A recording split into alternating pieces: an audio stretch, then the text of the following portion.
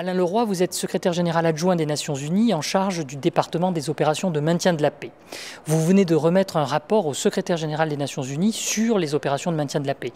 Quel bilan vous faites de ces opérations et quelles recommandations vous avez proposées au secrétaire général des Nations Unies?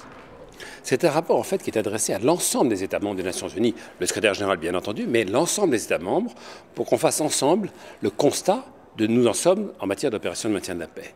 Lorsque j'ai pris mes fonctions en août 2008, je me suis rendu compte que le dernier grand rapport sur ces opérations de maintien de la paix, c'était le rapport dit Brahimi, qui date des années 2000, à un moment où nous avions seulement 20 000 soldats de maintien de la paix dans le monde. Nous en sommes aujourd'hui à 115 000. La dimension a complètement changé, le nombre de pays dans lesquels nous sommes est beaucoup plus important, le budget est beaucoup plus important, donc il m'a paru très important de faire de l'introspection et de montrer la réalité des nouveaux défis auxquels nous devons faire face. Bien, donc nous attendons des États membres qui nous donnent leur avis sur les recommandations que nous mettons dans ce rapport, que le secrétaire général, bien sûr, nous donne son opinion, mais qu'également l'ensemble des États membres, la France et les autres États membres, sur beaucoup des questions que nous soulevons. La première, c'est par exemple comment s'assurer que les ressources sont à la hauteur des défis. Il y a des pays, chacun sait bien, par exemple les fameux 18 hélicoptères qui nous manquent au Soudan. Comment mieux partager le fardeau entre certains pays contributeurs de troupes qui sont très importants et d'autres qui le sont moins.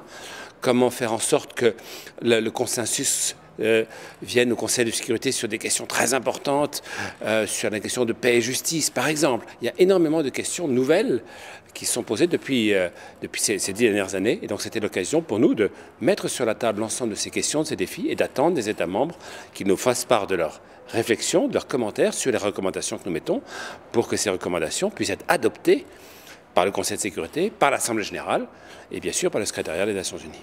Et quand aurez-vous les réponses à vos propositions? Alors, nous en avons déjà une première, puisque notre rapport, nous l'avons soumis en fin juillet, et le 5 août, le Conseil de sécurité, à l'initiative des Britanniques et de la France, a fait ce qu'on appelle une déclaration présidentielle, justement sur nos opérations de maintien de la paix, et sur un certain nombre des points que nous soulevons, nous avons déjà une partie des réponses. Simplement, l'ensemble des réponses va intervenir dans le dernier trimestre 2009 et le premier trimestre 2010, puisque nous ferons beaucoup de propositions importantes en matière de régulation, en matière financière, qui demandent un vote clair de l'Assemblée générale.